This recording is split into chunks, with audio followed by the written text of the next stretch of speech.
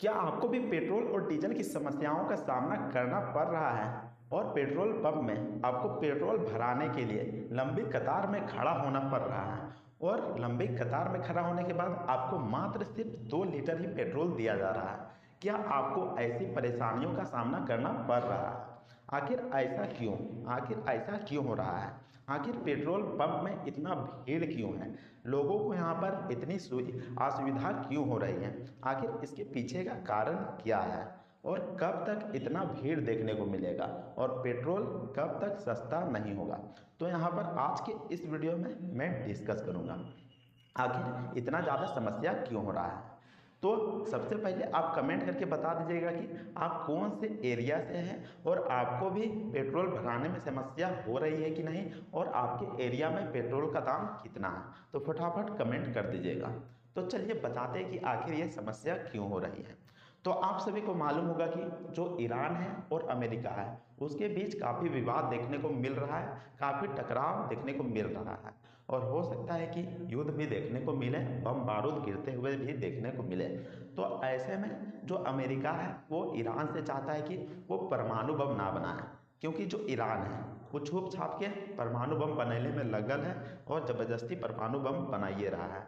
तो अमेरिका नहीं चाहता है कि वो परमाणु बम बनाए और वैसे भी जो परमाणु बम बनाना है वो यहाँ पर लीगल नहीं है, उसको बैन कर दिया गया है। परमाणु बम अब कोई नहीं बना सकता है। लेकिन जो ईरान है वो छुप छाप के बनाइए रहा है। लगभग 60% संवर्धन यूरेनियम तक पहुँच गया है। यहाँ पर संवर्धन यूरेनियम क्या है? तो यहाँ पर जो यूरेनियम होता है उसको शुद्ध किया जाता है। अगर 90% तक शुद्ध कर दिया जाता है तो परमाणु बम बन जाएगा। तो ईरान लगले है कि कोई ना कोई तरीके से परमाणु बम बना दे और जो अमेरिका है वो दूसरा तरफ अपना हाथ धो के पीछे पड़ा है कि हम ईरान को परमाणु बम नहीं बनाने देंगे। और आपको बता दूं कि जो अमेरिका है वो शुरुआत से ही चाहता था कि कोई देश पावरफुल ना बने। भारत भी कोई तरीके के चुप्पे चापे बना लिया, चुप छाप के बना लिया परमाणु बम और अमेरिका निगरानी रखा था, देखते रहता था सैटेलाइट से कि भारत क्या कर ले है। लेकिन फिर भी जो ये भारत है वो बना लेता है परमाणु बम। तो यहाँ पर जो अमेरिका है वो चाहता है कि ईरान परमाणु बम ना बना पाए, पहला कारण हो गया। और दूसरा कारण हो गया यहाँ पर जो अमेरिका है और जो इजराइल है दोनों साथे मिल गया है। और जो इजराइल है उसका मानना है ना, उसका मानना है कि जो ईरान है वो हिजबुल्ला और हमास जैसे आतंकवादी संगठनों को हथियार सप्लाई करता है। और जो हिजबुल्ला और हमास है वो हथियार को क्या करता है, वो हथियार का यूज इजराइल में कर देता है, वहाँ पर बम बारूद गिरा देता है और वहाँ के आदमी को मुड़ा देता है और क्षति भी पहुँचाता है। तो यहाँ पर इजराइल का कहना है। आप अक्सर देखे होंगे कि ईरान इजराइल में मार होते रहता है, दोनों में मार होते रहता है, युद्ध होते रहता है। तो मार कौन करवाता है? तो ईरान में जो बसल है ना हिजबुल्ला और कौन सी हमास, तो वही सब यहाँ पर मार करते रहता है। तो इजराइल का कहना है तो उन लोगों को हथियार सप्लाई ना करें। तो दूसरा कारण हो गया।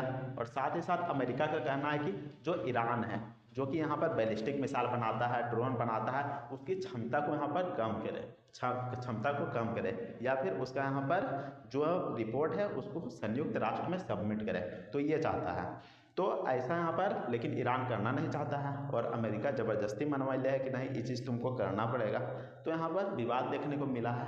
और साथ ही साथ कुछ दिन पहले जो इजराइल रहता है वो क्या करता है, तो ईरान में बम बारूद गिरा देता है, जिससे कि वहाँ पर सर्वोच्च नेता का एगो सर्वोच्च नेता रहता है, ये अली खोमनई करके रहता है, उसका मृत्यु हो जाता है, वो मर जाता है। तो ईरान रहता है और ज़्यादा बमक जाता है तो क्या करता है, तो वहाँ पर जो एक समुद्री मार्ग रहता है उसी को बंद कर देता है, समुद्री मार्ग रहता है उसको बंद कर देता है। और वही रास्तवा से क्या होता था, तो कच्चा तेल का आयात निर्यात होता था। कच्चा तेल एक जगह से दूसरे जगह तक जाता था। तो ऐसे में वो रास्ता बंद हो गया, वो रास्ता बंद हो गया तो अब कच्चा तेल कैसे आएगा? तो जो समुद्री मार्ग जो रास्ता था उसका नाम क्या था, तो होर्मुज जल डमरू मध्य, वो जो कि फारस की खाड़ी और ओमान की खाड़ी के बीच में पड़ता है। बहुत ही काफ़ी पतला रास्ता है, बहुत ही काफ़ी पतला रास्ता है। और इसका कंट्रोल कौन किए हुए है, तो ईरान किए हुए है। ईरान का आर्मी है, सेना है, वो कंट्रोल करके रख ले हैं। और जब भी मार होता है ईरान में तो क्या करता है, तो रास्ते को बंद कर देता है, बोलता है बेटा तुम मार करा हम खोज करवा, तो यहाँ पर रास्ते को बंद कर देता है। तो रास्ते को बंद कर दिया तो फिर कच्चा तेल का आयात निर्यात रुक जाता है और आपको बता दूं कि जो हॉर्मुज़ जलडमरू मध्य है उसका उपपट्टी, जिसमें जहां पर कच्चा तेल सबसे अधिक मात्रा में पाया जाता है, जैसे कि सऊदी अरब हो गया, इराक हो गया, कुवैत हो गया, कतर हो गया, तो ये सभी देश में यहाँ पर कच्चा तेल का मात्रा बहुत ही ज़्यादा है।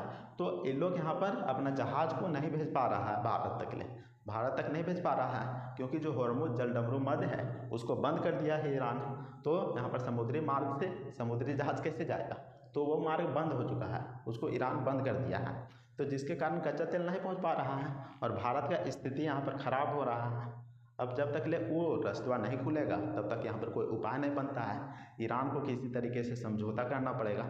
ईरान यहाँ पर जब तक मानेगा नहीं तब तक कैसे खुलेगा वो रास्ते को, तो नहीं खोल रहा है। अगर वो रास्ता को खोल देता है तो जहाज़ का आयात निर्यात हो पाएगा और जो रेट है वो कम होगा। जो कच्चा तेल है, जैसे कि कच्चा तेल को यहाँ पर बनाया जाता है, उसको पेट्रोल में डीजल में कन्वर्ट किया जाता है, तो तब जाके फिर पेट्रोल और डीजल का रेट कम हो सकता है। और आपको बता दूं कि क्या भारत में भंडार नहीं है, आखिर कच्चा तेल का भंडार नहीं है, तो भारत में उतना नहीं है जितना कि यहाँ पर आदमी रहता है, उसका पूर्ति यहाँ पर नहीं कर पाएगा। भारत में उतना यहाँ पर भंडार नहीं है, पूरा सीमित भंडार है कच्चा तेल का। और आपको बता दूं कि 80 से 90% जो भारत रहता है कच्चा तेल का आयात करता है, यानी कि दूसरे देशों से मंगाता है। और सबसे पहले नंबर में रूस से मंगाता है, लेकिन रूस अकेला कितना कर पाएगा, रूस यहाँ पर कितना कर पाएगा, वो तो दूसरा देश को भी देता है। और अकेले रहेगा तो यहाँ पर अंतर्राष्ट्रीय बाजार में उसका रेट भी बढ़ जाएगा, मान लीजिए कि एक आदमी रहेगा, कोई चीज़ बेचने वाला खरीदने वाला रहेगा पूरा मैच के, तो लोग बोलेगा नहीं कि हमरा दे, तो बोलेगा कि नहीं रेट बढ़ा देंगे हम, 50 रुपये का था 100 रुपये डायरेक्ट कर देगा। तो वैसा ही होता है। तो हो सकता है कि रूस यहाँ पर तेल का दाम बढ़ा देगा और भारत को लेना भी पड़ेगा, क्योंकि वो कोई उपाय नहीं बचता है।